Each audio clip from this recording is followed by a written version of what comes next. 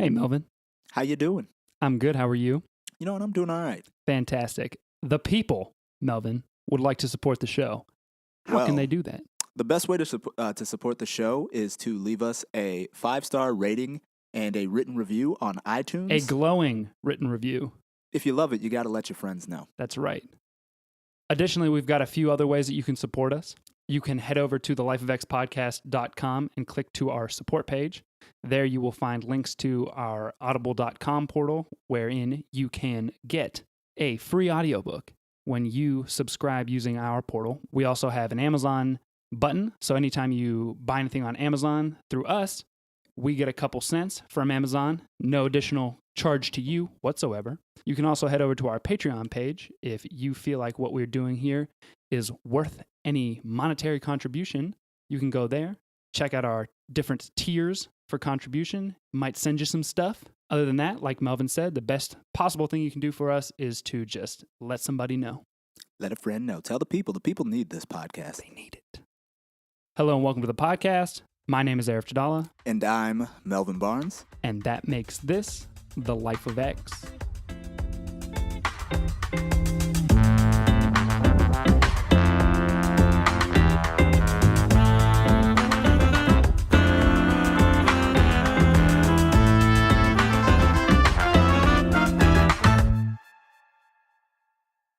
Hey, Melvin, how you doing? I'm doing good, man. It's another day, another Saturday, game day. That's right. Go Bucks. It's been a while since we recorded. Yeah. Anything new? Man, when was the last time we recorded? I actually believe it was right after we released the podcast. Oh, yeah. I was fresh off a plane from China. Yeah. It's been wild. It's been a great release. Yeah. People have really embraced us, and we appreciate that. Yeah, I thought this was going to be one of those things where my mom, my dad, maybe my brother. Probably not our wives. Yeah, listen to this. And surprisingly, a lot of people have been listening to us. Yeah, and you know, the first 2 weeks that we released the podcast, we had close to 600 downloads, I think, which is way higher than I thought we were going to have. Yeah. We really appreciate everyone who has downloaded us and subscribed to the podcast. I feel like that's something we probably should have mentioned in all of the support messages we just got done recording. But if you are listening to us and you haven't actually clicked the subscribe button, do so that every Wednesday when you wake up, The Life of X is just waiting for you. Yeah, we're right there in your feed. That's right. We are also shifting. I don't even know if shifting is the right word. We're definitely focusing most of our time and energy from social media on Twitter. That seems to be where everyone's the most active in terms of podcast listeners and that sort of stuff. We're definitely still on Instagram and Facebook. We will be updating that a lot. But if you would like to interact with us the most, we are dedicating most of our time to Twitter, and we are at The Life of X. Look, if the president can get his message directly to the people on Twitter, that's what we doing. Via cell phone. We need a cell phone alert. Presidential tweet. That's right. Speaking of Twitter, I just wanted to say thanks to a couple of people. There seems to be a really cool kind of niche podcast community on Twitter. There are a lot of smaller podcasts like ours out there that have been super supportful. Supportful is not a word. Nope. Supportive of us, you know, retweeting some of our tweets, just kind of reaching out, saying good luck, all that sort of stuff. They've been great. There are the We Talk About Dead People podcast. Those guys have been really cool on Twitter. Also, additionally, Becca Eller, who I believe is another graduate student, or maybe she's already done. She might be. I think she's done, I think. She might be. Anyway. She's super smart. She's super smart. She's got a podcast. It's called the Retold Podcast. It's really great. Checked out some of her episodes. You should absolutely go and check her out. Additionally, not that they are actually listening to us, but Daniele Bolelli from History on Fire, who's huge, and Josh Clark from Stuff You Should Know also gave us a retweet. Can't thank him enough. Which is much appreciated. So did Jocko Willink, which was really cool since he's like a personal hero of mine. So I was sort of fanboying out. But anyway, that is the catch-up part of the show. Let's jump back into Chiang Kai-shek. Yeah, so what were we doing last time we talked about Chiang Kai-shek? I believe last time we talked, he had just, moved the ball into the court of the students. Well, yes. Before that, he was on his campaign to eliminate the communists, which hadn't been going too well. And he was dealing with some students and even members within his own party that were pretty upset with him about how he was going about uniting China. So he did the classic Chiang thing to do, and that is to resign. He said, "Bye, haters." Yep. He's out there on these streets. And so we're going to pick up in what has been noted as the Nanjing Decade. Yeah, so technically the Nanjing Decade actually spans from 1927 to 1937. But for, this episode, what we're doing is we're picking up in 1931, 1932. All right. And he's chilling. Yeah. Jiku. Say that again? Jiku? Shiko. So at this point, between 1931 and 1932, Chiang is back in his hometown of Shiko. And things without him in the KMT are falling apart. The generals that are still remaining in the party, they've basically just said, we're only going to fight for Chiang Kai-shek. We don't know who this they know who Wang Jingwei is, but they don't respect him. And the government has lost 15% of its revenue. Now, in case you guys don't remember, in the last episode, we talked about how the Japanese have now seized Manchuria, which is that northeastern part of China. And that was a very financially viable place for the KMT. So now with that being gone, all of that money, all of that revenue is now in the hands of the Japanese and not coming into the Chinese government. And the provinces are now kind of going rogue a little bit, and they're not sending in the salt tax. So things are looking pretty bad. And while this is going on, Chiang is chilling at home, watching things unfold, because he always knew that he was going to come back. And he's doing a lot of thinking about what he should do when he comes back in regard to Japan. He's basically thinking that China needs to stand up to Japan, but they can't do it too soon. If they, try to fight the Japanese too soon to try to eliminate these unequal treaties that they've signed with Japan, You're going to get whooped. They're going to get beaten, and they're going to have to sign some more treaties that treaties. Right, that are even worse than the situation that they're already in. And, my own thoughts on this is that it seems like at that point in time, that's really sound thinking. In the early 1930s, the Chinese forces would have been no match for the Japanese. And he's correct. Assuming that they would have been absolutely crushed, that's a weak position to try to bargain from. Mm-hmm. So, again, this kind of harkens back to our series on Steve Jobs, where he was renegotiating with Disney when he was head of Pixar. He had to wait until he had some power behind him. Eventually, Chiang returns, and he meets with Wang Jingwei, and Wang Jingwei agrees to have Chiang kind of come back as the head of the military. And while all this is, they're negotiating his return, the crisis with Japan is still going on. Only now it's shifted from northeastern China down to Shanghai. And the Japanese are really ratcheting up the sort of pressure on China. In fact, they landed more than 50,000 troops in and around Shanghai. And, there's intermittent fighting going on. And the Japanese even go so far as to bomb portions of the Chinese city. Just to interject, and correct me if I'm wrong here, but Shanghai was very important, largely because it is where a lot of the money comes from, correct? Yeah. At that point in time, financially, Shanghai is the financial capital of China. A lot of the banks, the big banks in China, are centralized in Shanghai. And they have a lot of the ties to the sort of outside world, the British, the French, things like that. So Shanghai is unbelievably important. And the Japanese are placing pressure on the Chinese there. In fact, Chiang warns one of his generals that the Japanese might land troops near Shanghai and sort of catch the Chinese forces off guard. And in March, that is exactly what happened. The Japanese did land troops just outside of Shanghai, and they were able to outmaneuver the Chinese forces and to force the Chinese armed forces out of the city. And Chinese students throughout China were obviously very upset by all of this, and they were calling for, at this point in time, all-out war. And of course, Chiang is still there, kind of like, hey guys, let's bide our time, pump the brakes. And Chiang, he has this idea that he needs to first pacify China's interior problems, the domestic issues, before they can actually stand up to the Japanese. So he's making a hard push to stomp out the communists during this time. But because of this fighting with the Japanese, you have serious growth in the communist base areas during this time. Now, were the communists outwardly in favor of all-out war? Is that why people flocked to them in this time? Because they were giving the message that, we will fight the Japanese while these nationalists aren't interested? Yeah, I mean, I think that the communists, throughout their history during this time, they were promoting this sort of message that the KMT is not fighting the Japanese, but we are willing to fight the Japanese. They're saying if you really want to stand up for a new China, this is the place to do it, is with the communists, not with the KMT.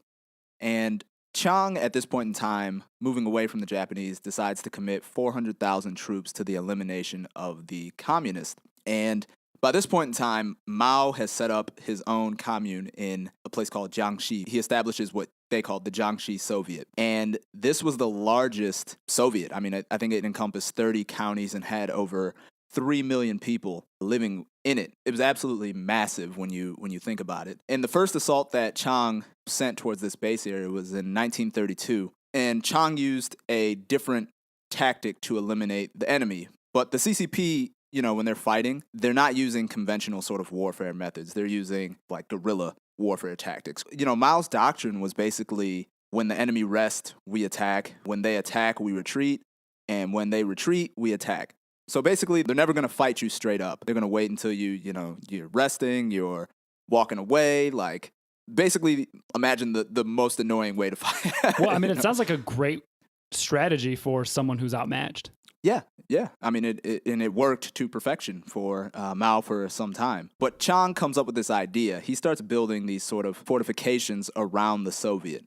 And what he does is he slowly but surely makes these fortifications smaller, squeezing the communists and not leaving any space for them to maneuver. The first few attempts were not all that successful, but by 1934, things are looking really good for the KMT. Chiang had mustered a massive 800,000 troops and threw them into the bandit suppression campaign, which is what they called the efforts against the communists. Meanwhile, the Japanese advanced a little bit further in northern China, and Chiang, he didn't send any more troops to counter this movement. He kept his troops in the fight against the communists. Now, were they resisting the Japanese at all at this point?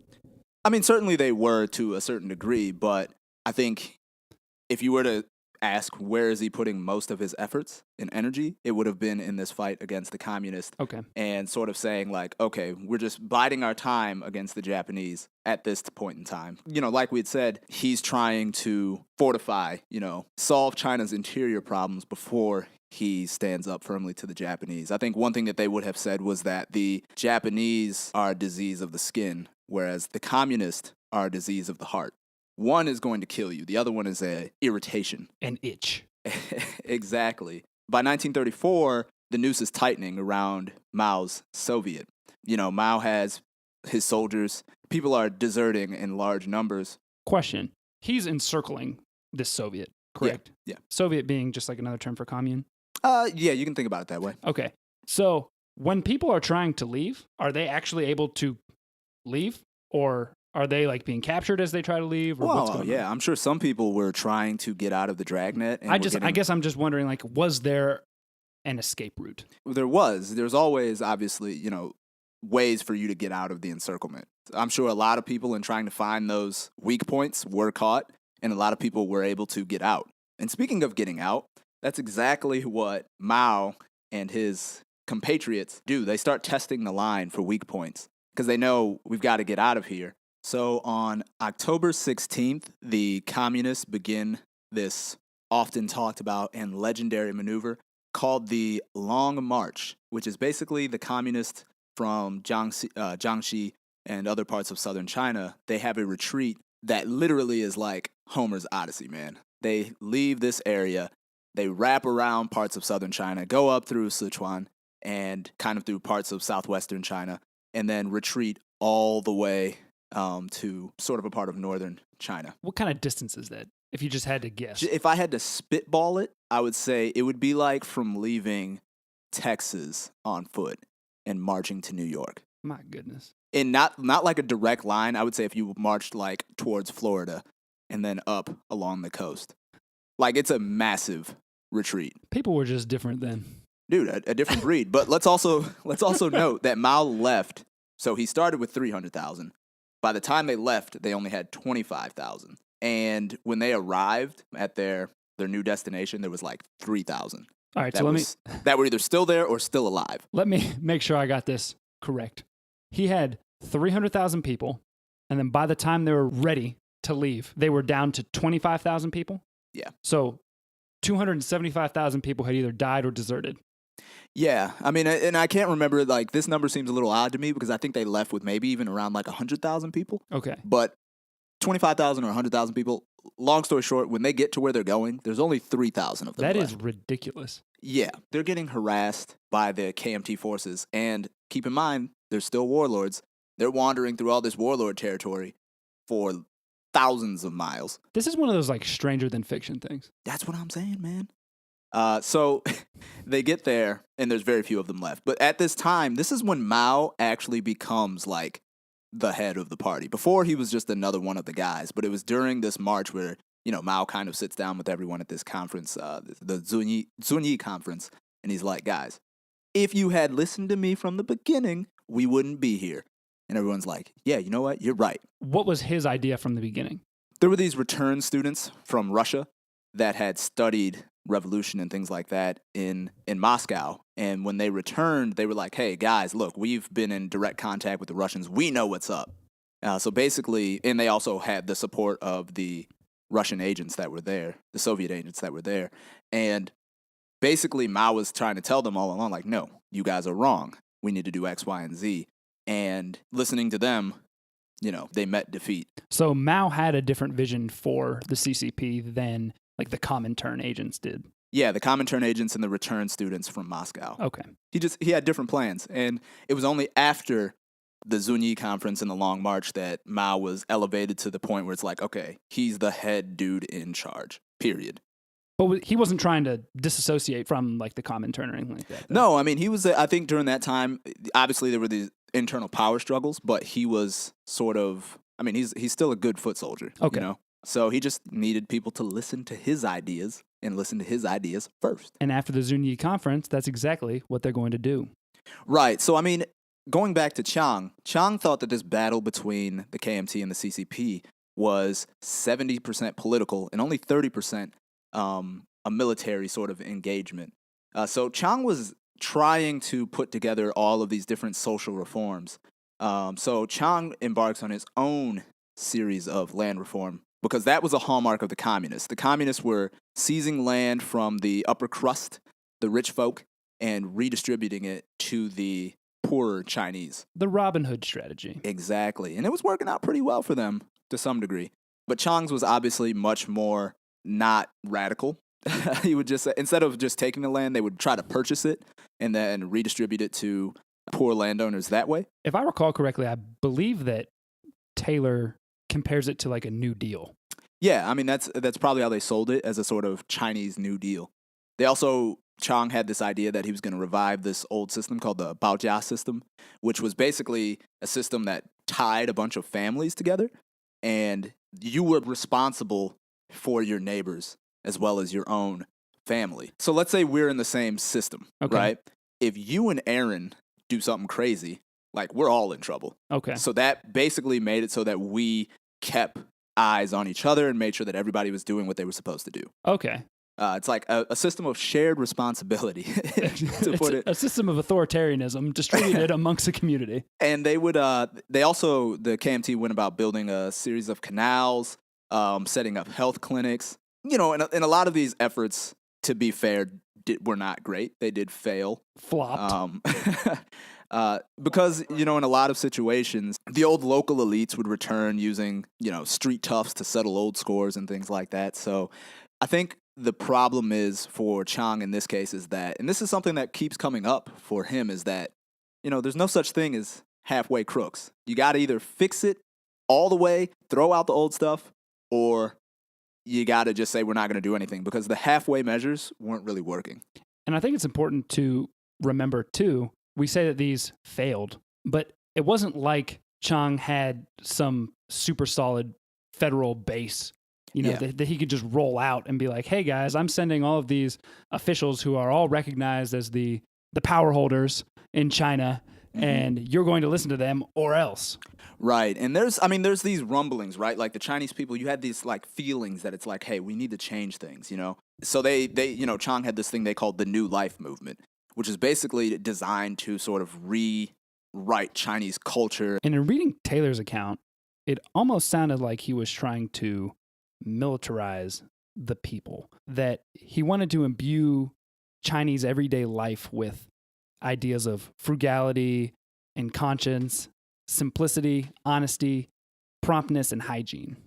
The hygiene point is super interesting because his wife, Mei Ling, spent a lot of time in the United States, so she had like a lot of Western thinking on this issue. And they really like push that, like you shouldn't spit in the street and and things like that, which were common things that, Chinese did at that time. So it was like this sort of weird clash of cultures, but there was already this idea circulating around China that there needed to be certain changes made to the culture, and we talked about the May 4th movement in earlier episodes, but this produced a lot of authors and thinkers that were critical of Chinese society. One in particular, super famous guy called Lu Xun.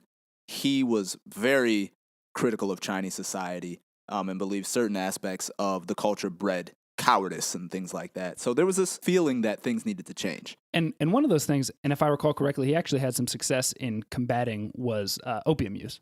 Yeah, so during the Nanjing Decade, the 10 years, they did have some success reducing drug use, but it was tough because taxes on opium was a major revenue source for the government. So it's hard to completely stomp it out because you need it. Because on one hand, we don't want a bunch of opium addicts, but on the other hand, we want their money. Interesting side note, recent research has revealed, because a lot of people were critical of the fact that like the government is literally involved with selling drugs. Sure. But recent research has revealed that the communists also funded a lot of their activities through the sale of opium. That's not surprising to me. It's not surprising at all. That drug was very important to the economy during that time. Just think like Afghanistan today. Yeah. So moving away from drugs, despite Chiang's success in fighting the communists, China was still politically unstable. One thing that goes on during this time is that someone tries to assassinate Wang Jingwei. They have a photo shoot, I believe in Nanjing, and a guy pulls out a gun and shoots Wang Jingwei. A little suspicious. Chiang wasn't there, so naturally people were like, okay, Chiang did this. But my thing is, if he's going to have somebody shoot Wang Jingwei, like he could be there. You know what I mean? It's not like there was a bomb or something like that. So this raised questions. We don't know who was exactly behind it, but some people still speculate that it was Chiang Kai-shek. So big point being that regardless of the fact that Chiang is fighting communists and also the Japanese, he's dealing with internal issues within the KMT. Exactly. And funny you mentioned the Japanese. Japan is still being Japan at this point. They sent a 3-point telegram to Chiang about how his government can improve relations with Japan. The first point being accept Japan's puppet government in Manchuria, which they called get used to it, which they called Manchukuo, and they actually took the young emperor who was the emperor of China at the, I don't know if it was the collapse, but he was in line to be the emperor of China named Puyi, and they made him the Qing emperor.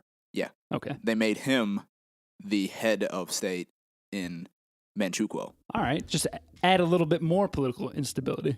Right, so Puyi is now the head of Manchukuo. He doesn't really have it. The Japanese are calling all the shots. So, and then the second point was prioritize relations with Japan over other countries, that is. And then the third point was work together to eliminate the communist, which is probably, was probably really tempting to Chiang. Because the crazy thing is Chiang is, by this point, rabidly anti-communist, but the Japanese are also rabidly anti-communist. Right. They're probably the two biggest anti-communist forces. Not even probably. They are the two biggest anti-communist forces in the world at this time. Actually, I guess Germany is. We'd have to think about it. Germany's a big one. But yeah, they're one of But definitely top 5. definitely top 5 biggest anti-communist forces in the world at this time. But one thing that's concerning for Chiang is that Japan is still making moves to sort of bring North China under Japan's sort of orbit. And remember, Japan already controls northeastern China, Manchuria. So North China is that space just below the Great Wall. Okay. So it's under the chain on the chicken. Yeah, under the chain on the chicken. Gotcha. But below the belly button. I mean, above the belly button. The chicken belly button. Yeah. Good eats. Oh, God. In October of 1935, the CCP finally arrives in Shanxi province. And only 7,000 to 9,000, I think I quoted 3 earlier, 7,000 to 9,000 communist forces actually survived this long march. And keep in mind that on the world stage, the clouds of war for the Second World War are gathering. This is October of 35, and Nazi Germany is really like ramping up its rearmament, and I believe it's March of 1936 is when they will actually enter the Rhineland, which is kind of the popping off point for World War II. Yeah, so the CCP in Moscow, they're seeing all of this taking place, and they know that a war is coming. And specifically a war, a global war that involves Germany, it involves Japan. So Moscow and the CCP think it's going to be a good idea for the Chinese communists to once again unite with the nationalists and fight the Japanese. Must have been an awkward conversation. Like, Yeah. like, hey, Mao, I know you just lost hundreds and thousands of men on this long march to evade the KMT, but how about making nice and joining up? And the crazy thing is, the KMT is still trying to kill them. And so there's, even at this point in time, there's still campaigns going on to finally stomp out the communists, but they're being successful. They're repulsing the KMT efforts. And, losing to the communist is a bad idea, because losing to the communist is sort of like being swallowed by the blob. Every time they defeat you, they absorb part of your men, your material. So every time you lose, they get stronger. And I don't think we've mentioned this either. Maybe we have, but important to remember that all while this is going on, Chiang, to my knowledge, is not receiving outside support, but the CCP is.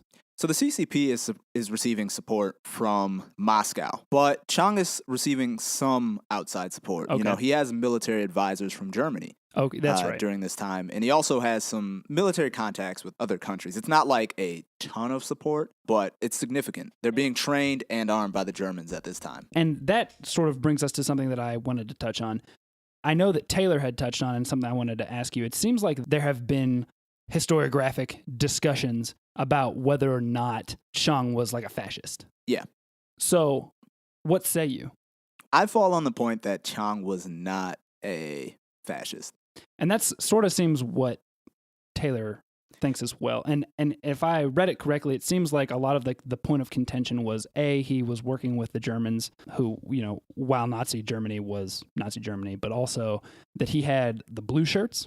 Yeah, he had a group of guys called the blue shirts, which in early literature, they talked about them as sort of like the brown shirts in Germany. But I think the early literature talked them up to be something that they weren't. If you believe Taylor's account, the blue shirts were actually a really small organization, and Chiang really wasn't all that tied to them. So the connection of the blue shirts and the brown shirts, and trying to claim that the blue shirts were this feared stormtrooper group, no, it doesn't really seem all that plausible. And also Chiang's power, unlike if you look at Mussolini in Italy and obviously Hitler in Germany, was very limited.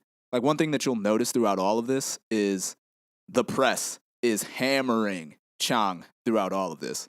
Do you think that there was a sort of free and open press that's hammering Hitler in Nazi Germany? No. I would guess not. And obviously, from time to time, Chiang would sort of push back against the press, but for the most part, they wrote what they wanted, and a lot of it was critical. And it also seems like one of the points that Taylor kind of goes out of his way to make in terms of this discussion was that while Chiang admired certain aspects of the German military in terms of their discipline and organization and that sort of thing, he never had visions of an ethno-state or world domination. Yeah.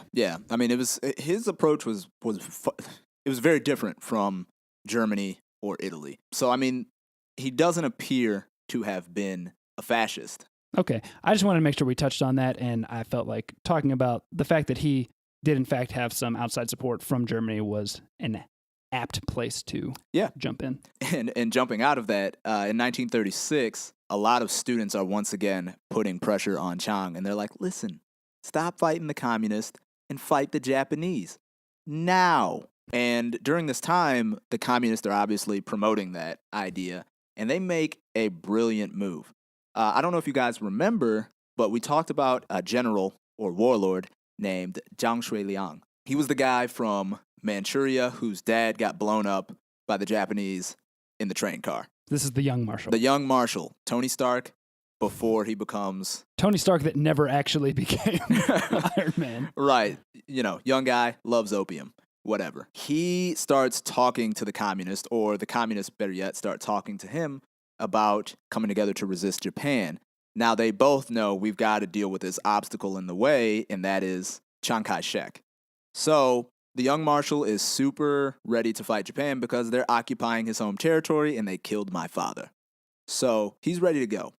Now, they come together and they put together this plot that they're going to kidnap Chiang. And they're also going to start this new campaign where their slogan is Unite Jiang, Oppose Chiang, and Resist Japan. They establish this relationship, but Stalin kind of comes in and tells them to pump the brakes because initially they were going to actually get rid of Chiang after they kidnapped him. But Stalin was like, Chiang is the sort of head of China right now. If you get rid of him, that's going to strengthen Japan's hand. And Stalin is very worried about Japan. The Russians fought a war against the Japanese in 1905. And lost.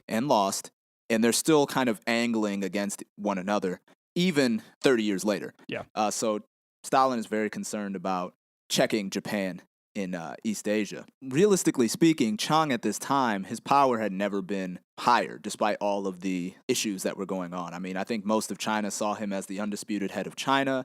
He's got German soldiers and German generals helping to train his army, and they're delivering him weapons. The communists were essentially trapped in a desolate part of northern China, and things are looking good. Things are looking great. He's like, I'm getting ready to kill these guys, and then we're going to be, it's smooth sailing from then on out. Illiteracy amongst government troops was down from 70% to 30%. That is wild. Oh yeah, literacy was rampant at this point in time. So, I mean, the idea that 70% of the force was illiterate is crazy, but that it was able to drop by that much is also pretty crazy. Yeah, education in terms of reading and writing was very important. And later on, this is getting away from what we're talking about. Say what you want about the communists, but they did a great job in getting people reading and writing. And then farm yields had increased in many places, and the currency was, at this point in time, remarkably stable. Well, wait a minute. Remarkably stable by comparison. Okay, I was gonna say. Relatively, meaning you could actually buy things. And they were holding negotiations with the communists about ending the conflict in late 1936. And then Zhang Shuiliang throws a wrench in all of that. This guy. He's still working with the CCP, and he meets with Chiang the day after his birthday in 1936 and proposed the idea of the United Front. But Chiang obviously shoots it down, and that's when Zhang Shuiliang, the Young Marshal, finally just says, like, you know what, we're going to have to kidnap this dude. Like, I'm all in on the plot because he's not coming to the table on this United Front thing. And I need my revenge. Exactly. So in December, the Young Marshal radioed Chiang telling him that there were issues with the forces in Shanxi that were getting ready to eliminate the communists and that he needed to come to Xi'an to talk about this stuff directly. Oh, I see what you're doing there, Young Marshal. He knew. Yeah. That Chiang Kai-shek was a gigantic micromanager. So he shows up and he radios Mao, the Young Marshal does, and says, yo, the coup's about to jump off. Mao sends back a 2-word reply, which was just a masterpiece. And when Chiang arrives in Xi'an, he took up residence in this place called Lintong, which it was like a hot spring. You know, if you're gonna be anywhere in December in Shanxi, you might as well be at a hot spring. And there were students that were gathering outside that were protesting, like, hey, United Front now. And Chiang was like, you know, he's getting angry. He's like, listen, I'm going to get a machine gun and kill all these students. Let him in. And obviously the young marshal was like, oh my God, yeah, we need to kidnap this dude now. So on December 12th, a bunch of the young marshal's Manchurian troops storm into the building. They disarm Chiang's bodyguards, and in the attack, Chiang gets warned, and he flees out the back of the hot spring, but like hopping over a fence, he ends up slipping and like falls on his back and injures himself and loses his dentures. Dang. I know, it was a rough day. Bad day for Chiang Kai-shek. And then he like runs into the mountains and ends up hiding in a cave, wearing nothing but like a robe. Man. And this is Shanxi in December, man. That's like, it's rough. Like, you don't want to be out there in December in just a robe in a cave. Can you imagine his like 24-hour line of thought that morning or whatever? 24 hours ago, he was looking great. I'm on top of the world. On top of the world, about to crush these communists, might shoot me a couple students with a machine gun, got my dentures firmly in my mouth. And then just a few short hours later, hiding in a cave, freezing, no dentures, hurt back. What are you doing? I don't know, man. Life hits you hard when it hits you, man. Comes on quickly. So he spends the night in this cave, and then the next day, the young marshal's troops find him. And Chiang says, I'm the Generalissimo. Kill me, but do not subject me to indignities. And then the soldier replied, we won't shoot you. We only ask that you lead our country. This is that epic stuff that belongs in a movie. Oh, yeah. Like, that's a great line. If it was actually delivered, it was a great line. Oh, yeah. But obviously, when Mao finds out that Chiang has been captured, Mao's like, Kill him! Kill him! We got him, finally. Let's kill him. And Moscow's like, oh, no. Uncle Joe, he's like, no, man. Can't do it. Again, Stalin is like, we already talked about this. Y'all can't kill Chiang Kai-shek because the Japanese will be in a great position if you do. So what they do instead is they propose this 8-point plan. We're not going to go through all of the points, but the first thing that they wanted was a united front. Then they wanted an immediate ceasefire to the current civil war between the KMT and the CCP. And they wanted the release or pardon of all political prisoners. And they wanted a guarantee of political freedom in China. The overall thing that I got from this period was that they more or less wanted the freedom to kind of operate independently under Chiang Kai-shek as the like overall commander. Yeah, I mean, I think that that's a fair assessment. They just are like, hey, like we just want to be, and we'll help you fight the... You're still the leader of China. Exactly. We just want to operate under you, kind of right with freedom. Right. And then they basically just wanted an agreement to this point, which was insane because this guy had been trying to kill them for literally decades by this point. You know, over a decade, roughly a decade. And he could just agree to all this and then murder them all when he's done. And Moscow's like, yeah, sounds good.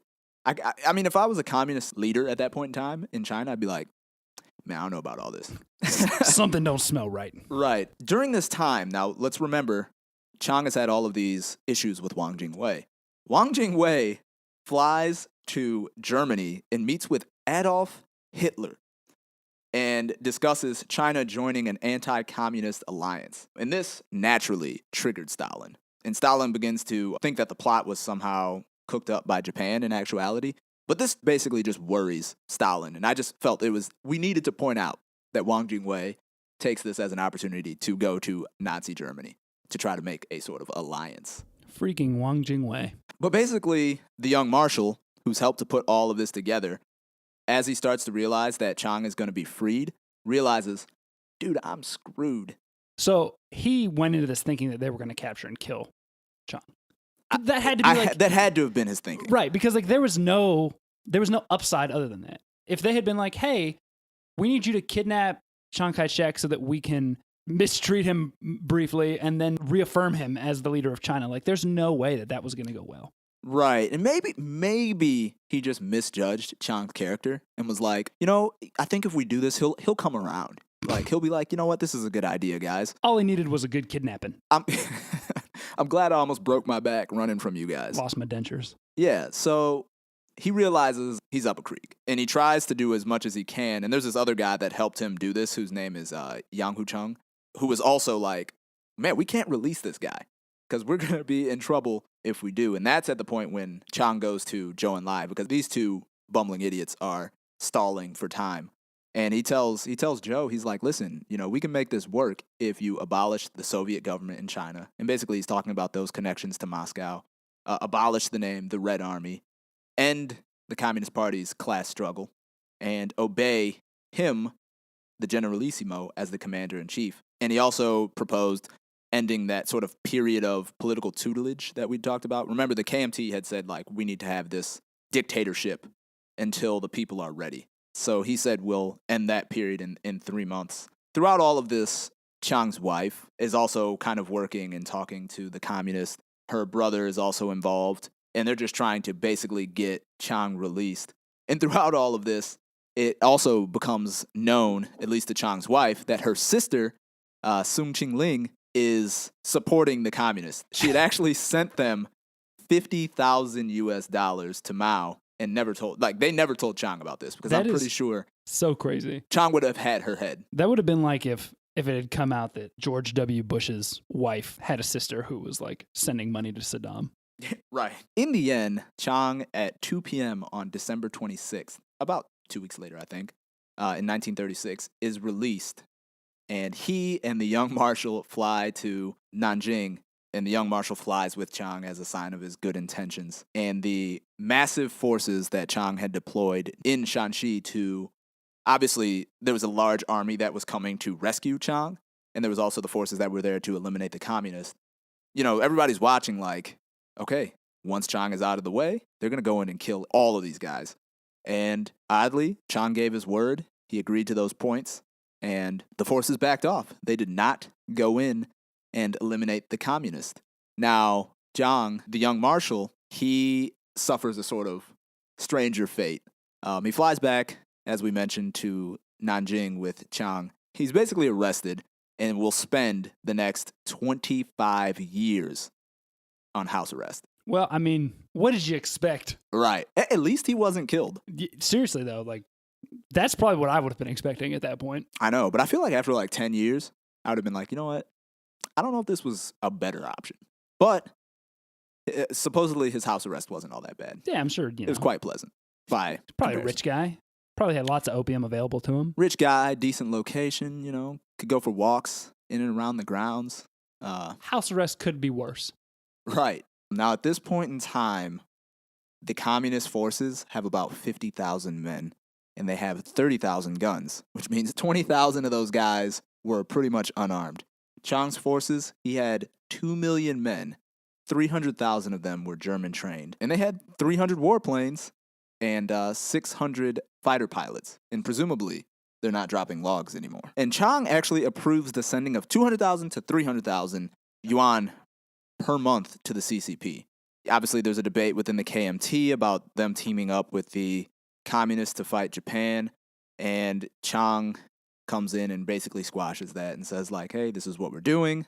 We're all going to team up and we're going to fight Japan because the war is coming. The KMT's German advisor had previously said that they needed an additional 2 years before they would be ready to fight the Japanese. But now, for whatever reason, this advisor named Alexander von Falkenhausen had now said, I think you guys are ready. You guys look good out there. You can definitely fight the Japanese. In addition to this, moving away to a more personal note, Chiang's son, Ching-kuo, finally returns from Russia with his wife, Faina, and his 6-year-old son, Alan. Now, Faina is she's Russian, just in case you were wondering why her name didn't sound Chinese. And when he comes back, his dad basically just says, take some time, brush up on your Chinese and your reading of Sun Yat-sen, and write a memoir about your experiences in Russia. So, on to July 7th, 1937. Man, an ominous day. For those of us who study East Asian history, a lot of us consider this the actual start of the Second World War. So on this day, July 7th, 1937, Chinese and Japanese forces begin firing on each other. Japan, basically the Japanese forces, they go out one night on maneuvers near this bridge called Marco Polo Bridge. And this bridge is actually very close to Beijing. It's about 10 miles outside of Beijing. The Chinese forces fire on the Japanese forces, and the Japanese forces naturally fire back. After all of this happens, the Chinese commanders are like, hey, we need to defuse this situation.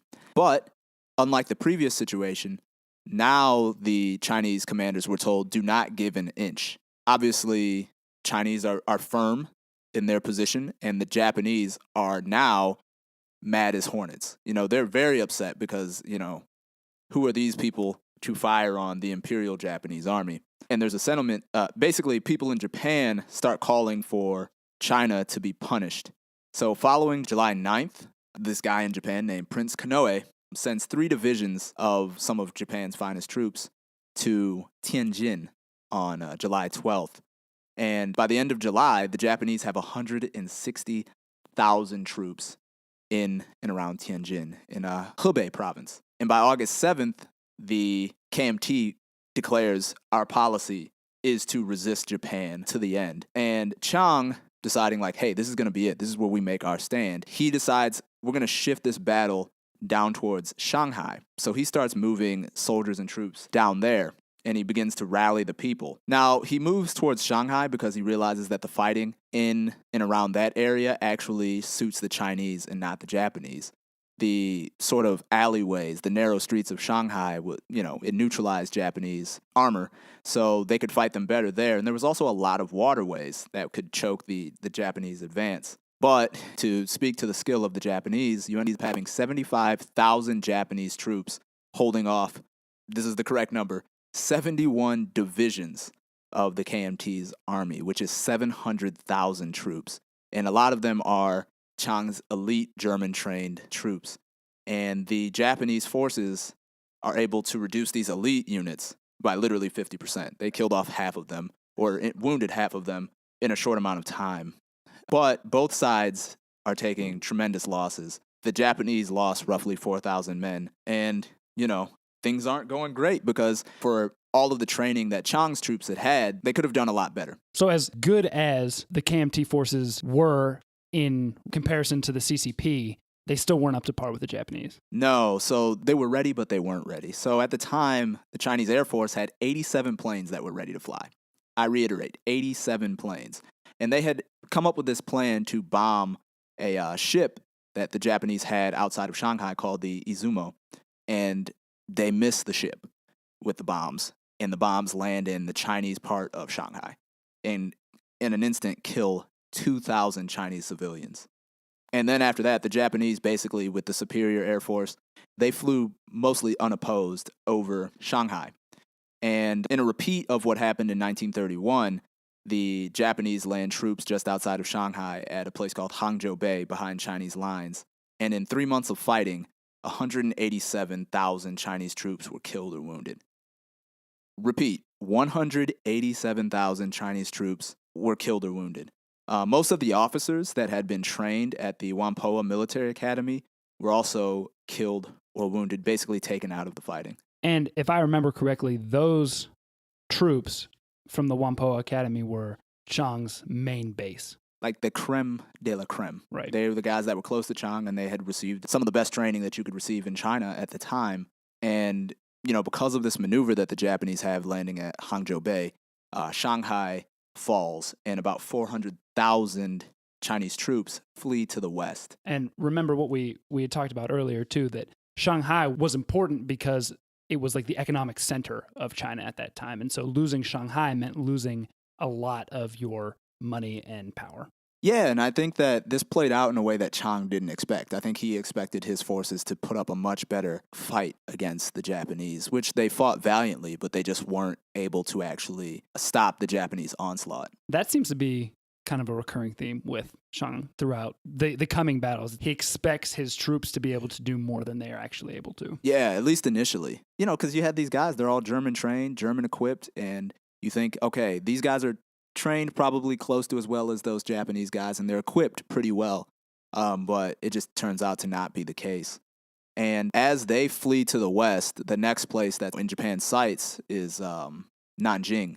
Now the question became, what do we do about Nanjing? It's the capital of nationalist China. So the German advisor was like, listen, we don't need to defend this place. Strategically, it's not all that important. But Chiang kind of sees it as this sort of symbolic defense. You can't abandon Nanjing. So the defense of Nanjing lasted from November to December of 1937. And, through most of the defense, Chiang and his wife, Mei Ling, they were actually present for the 3 weeks of the fighting, and they didn't leave until December 7th. And when Chiang left, he gave the general in charge, who was a warlord general, Tang Shengzhi, he told him, you need to fight as long as you can, and then told him to break out on December 12th. And in the fighting to defend Nanjing, they ended up losing 70,000 troops. These numbers are staggering. Yeah, so when that breakout occurs, it's pure chaos. He basically tells them, like, the soldiers, he's like, listen, guys, you're on your own. We got to get out of here however you can. And there's a lot of rivers right around Nanjing, and they have to cross these rivers to get out. And these people trying to cross the rivers, you have soldiers, civilians, everybody's trying to escape the Japanese army. And people are, dying as they're trying to cross these rivers. It was just pure chaos. And to make matters worse, then we kind of delve into probably, I think, one of the darkest moments in human history. Yeah. What we've come to call the Rape of Nanjing. So from mid-December until probably sometime around mid-February, the Japanese troops go on a sort of parade of macabre, just kind of killing and looting and just basically doing the most disgusting and terrible things that you can imagine humans doing to other humans. And the people that remained in Nanjing. Throughout that time, the Japanese are responsible for killing as many as 300,000 Chinese civilians and soldiers that were in the city. Melvin and I are not going to go into the gritty details and that sort of thing of what actually occurred during the Rape of Nanjing, but there is a podcast that I would recommend to anyone who is actually interested in hearing accounts of what actually happened on the ground. It's gruesome, not for the faint of heart, those of you with a weak stomach. But Jocko Willink is a guy who has a podcast. It's a fantastic podcast. He covers a lot of military-related stuff and books. In one episode he did, it was about the Rape of Nanjing, and it was episode 60. The title of it is The Importance of Standing Up Against Evil and Its Heavy Cost, the Rape of Nanjing. Again, I wouldn't recommend it for anyone who's going to listen to a podcast with kids in the car or anything like that, or anyone who's not got a strong stomach, but I would point you to that if you are interested in learning more about the Rape of Nanjing. Yeah, so just to, not to get into too much of the details, but to just give you a kind of idea of how wildly violent this stuff was, there was actually some publications in Japanese newspapers that were documenting what they call the death race between two Japanese soldiers, and they were racing to see who could kill 100 Chinese soldiers or civilians with their swords. And it was reported at one point that both of them had achieved their goal and actually exceeded the 100 kill mark. So it's real dark, man. It's real dark. If you look into it, it'll show you the darkest parts of humanity. Yeah, so, a lot of people were trying to escape this, and you have the movement of the Chinese government further west, deeper into inland China, and basically just fleeing the Japanese onslaught. But in the wake of all this, what Japan ends up doing is they end up moving towards trying to settle some sort of peace. Because realistically, the interesting thing is, when you study Japan's involvement in China during this period in time, a lot of what you notice is that they didn't necessarily have a clear-cut plan. Japan had been very successful in war in the early 20th century and the late 19th century. They were able to deal very devastating blows to often much larger countries, and these countries would fold and just say, hey, that's enough of the fighting, we don't want any more of that. But what they didn't understand was that warfare had essentially changed, and that if you were going to win a war in the 1930s and 1940s, you had to bring a country to its knees, and in a lot of cases that meant marching from one end of the country to the other. And what Japan thought that they were going to do was punish, and I'm saying this in quotes, the Chinese and eventually get them to sort of submit after they've inflicted enough pain. And I think that the Rape of Nanjing was kind of factored into that. After all of this, Japan starts to try to say, hey, okay, now that we've beat you up pretty bad, let's talk about your surrender.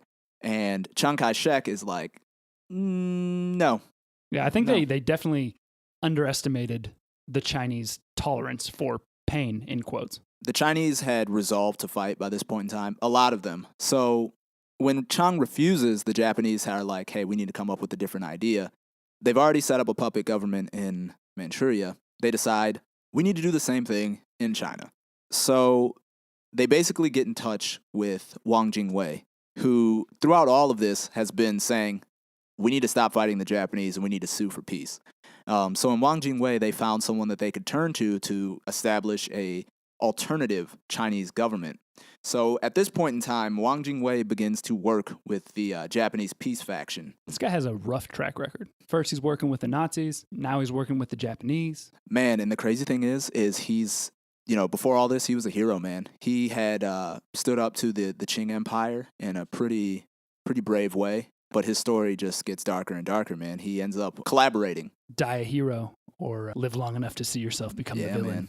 He ends up collaborating with the Japanese, and they begin negotiating a way to sort of establish a second Chinese government in Japanese-occupied China, which would be headed by Wang Jingwei. And him doing this would ultimately, we may be getting ahead of ourselves just a little bit, but he will become synonymous with traitors. Kind of like the same way we think about, who's the guy? Benedict Arnold. Yeah. Eggs Benedict Arnold.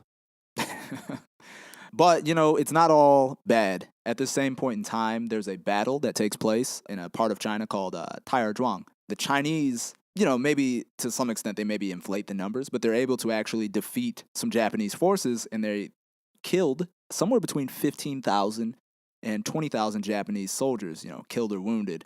And this was a major boost to Chinese morale because they needed that victory. Oh, yeah. I would have inflated those numbers too. Yeah. Well, who knows what the actual numbers were? But I've been like, yeah, we killed 1 million of them. There's a historian that knows somewhere. I just haven't read his book. Just yet. Not in this room. Or I don't remember. Yeah. But then we get to another dark point, man. A real dark point. And a real dark mark on the Chiang Kai-shek legacy, I would say. Yeah, man. So the Japanese, despite that slowdown at Tai'erzhuang, they're still flying through China, man. And they're trying to actually link up North China and the fight in southern China. So they're moving troops from northern China down towards the south. And Chiang needs to figure out a way to slow all of this down. So what he ends up doing is he ends up blowing up the Yellow River dikes. Now, the Yellow River is one of two really important rivers in China. The other one is the Yangtze, and the Yellow River is the one to the north. The Yangtze is the one to the south. He blows up the Yellow River dike. Now, the Yellow River is something we often call the Yellow River China's sorrow, because there has just been an incredible amount of suffering that the Chinese people have endured because of this river. It often floods, killing hundreds of thousands regularly. And the Chinese have been fighting and tackling and working against this river for many years. And they've been building these dikes up. Hundreds of thousands. Yeah, so these dikes, the Yellow River has a high silt content. So wherever it flows, it deposits a large amount of silt. And this is in part due to environmental degradation that China experienced long ago. So remember, don't cut down all your forest, people. Silt will run into your rivers. And kill hundreds and thousands of your people. They build these dikes, and each time you build the dike, you have to build it higher because the silt keeps depositing. Right. So they're building it higher and higher. So the water level continues to rise. Yeah, imagine these dikes that are built up, and you have massive amounts of water on the other side. Chiang blows up these dikes in order to flood an area that will slow down the Japanese advance. And he also, he points to the Japanese. He says the Japanese had bombed these. Yeah, he does. He blames the Japanese for what happens on June 5th and June 7th, which is the 2 days in which they blow up the dikes. And this actually floods significant parts of Henan, Anhui, and Jiangsu province. Literally thousands of villages are destroyed. Millions of people become homeless. Perhaps 800,000 are killed, drowned by the waters. And again, Chiang blamed this on the Japanese bombers. But in fact, it was his own engineers that had blown up the Yellow River dikes. So just to reiterate, Chiang, the leader of China, just killed 800,000 of his own citizens. Yeah. No way to spin that. No, there's no. I mean, and the crazy thing is for many years, we talked about this and kind of said the bad part is that it didn't really slow down the Japanese all that much. Right. Taylor takes a different tune on this. He does say, as bad as it is, it separated North China from Southern China for a considerable amount of time. But the Japanese eventually, for a while later, were able to get around the flooded zone.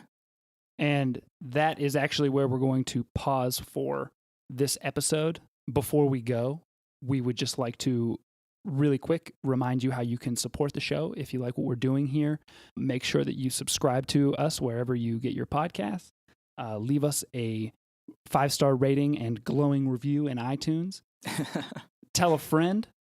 Tell all your friends. Additionally, you can head over to lifeofxpodcast.com, visit our support page where you can access our links to Patreon, to audible.com, where you can receive a free audiobook if you go through us, and we will additionally benefit from that. You can also use our Amazon button to make your next purchase on Amazon, and we will get a small percentage of whatever you spend at no additional cost to you. You can visit patreon.com, see what we have going on there. And don't forget to check us out on our social media feeds. We are on Facebook, Instagram, but we are most active on Twitter. So if you ever want to reach out to us, hit us with a tweet, and one of us will certainly respond to you pretty quickly. Okay, so we will leave off there. I would like to say that when we come back next week, it would be on a lighter note, but it's honestly probably not going to get much lighter for a little while. No, we are in the Arctic Circle, and we are in a period of darkness. We are surrounded by the darkness. But anyway, we will eventually get through it. Yeah. So thank you for tuning in this week, and we will see you next week. See ya.